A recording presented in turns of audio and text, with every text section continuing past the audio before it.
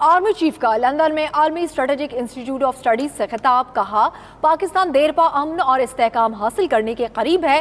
دیر پا امن اور استحکام عالمی شراکت اور باہمی تعاون سے ہی ممکن ہے۔ بہتر سیکیورٹی صورتحال سے غیر ملکی سرمایہ کاری آئے گی۔ خطے میں دیر پا امن کا دار و مدار تنازعات کے جلد حل میں ہے۔ علاقائی چیلنجز سے نمٹنے کے لیے عالمی تعاون کی ضرورت ہے۔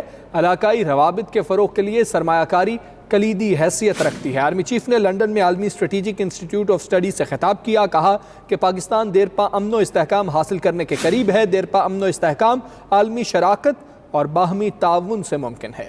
بالکل، آرمی چیف نے لندن میں عالمی اسٹریٹجک انسٹیٹیوٹ آف اسٹڈیز سے خطاب کیا اور کہا کہ پاکستان دیر پا امن اور استحکام حاصل کرنے کے قریب ہے۔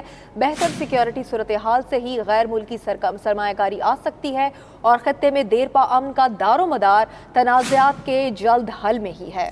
علاقائی چیلنجز سے نمٹنے کے لیے عالمی تعاون ضروری ہے۔ علاقائی روابط کے فروغ کے لیے سرمایہ کاری کلیدی حیثیت رکھتی ہے۔ آرمی چیف نے لندن میں عالمی اسٹریٹجک انسٹیٹیوٹ آف اسٹڈیز سے خطاب کیا۔ خطاب کے دوران آرمی چیف کا کہنا تھا کہ پاکستان دیر پا امن اور استحکام حاصل کرنے کے قریب ہے۔ دیر پا امن اور استحکام عالمی شراکت اور باہمی تعاون سے ہی ممکن ہے۔